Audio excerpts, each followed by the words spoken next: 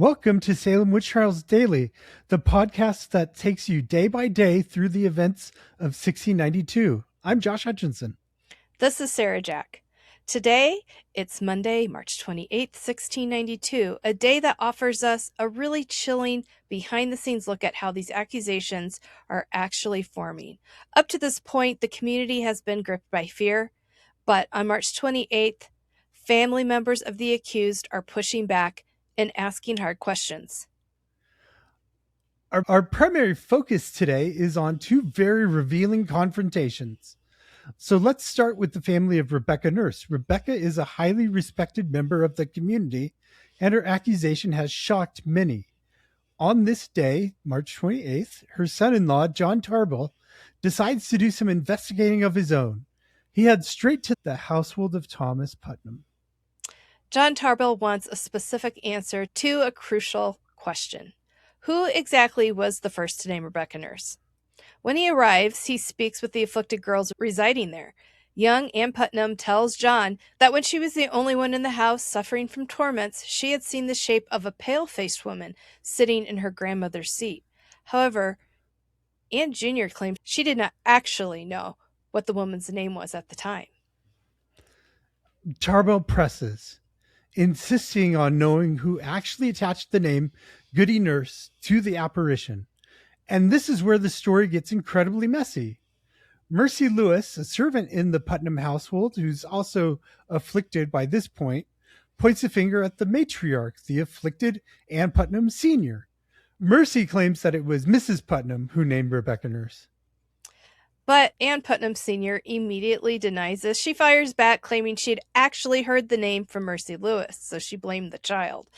Tarbell later recalled the chaotic scene, noting how they completely turned the blame on one another. According to John, they were bickering, saying, "It was you, and it was you that told her." But who went on to say terrible things about Rebecca Nurse? That's all I'm going to point out. Which one? Yeah. I love the way the scene plays out, though. It's you. No, it's you. I'm rubber and you're glue, and whatever you say sticks to you, and it bounces off me, and however that goes. Yeah. But it's a profound moment. We see the bedrock of these life or death accusations instantly crumbling into playground finger pointing when a skeptical adult actually demands accountability.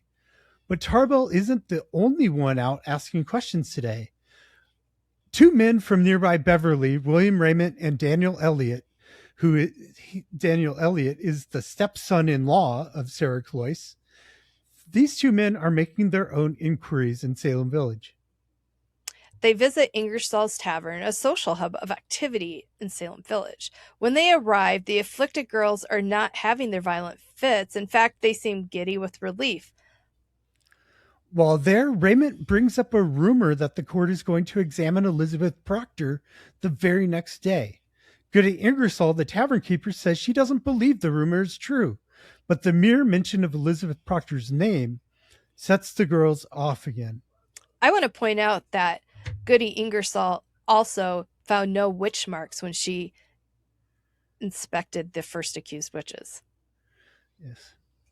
One of the girls suddenly gestures toward the completely empty air and cries out, "There is Goody Procter." Another girl chimes in, saying, "Old witch, I'll have her hang." Now, keep in mind, this is Elizabeth Procter's life that they're talking about. Goody Ingersoll, to her credit, sharply reproves the girls for this outburst. And William Rayment, looking at the empty air where the girl is pointing, flatly tells the girl that he sees absolutely no apparition and accuses her of lying. How do the girls respond to being caught in what appears to be a blatant fabrication? Rayment noted that they seem to just make a jest of it. They treat it like a joke. But the most devastating line comes from what one of the girls tells Daniel Elliot.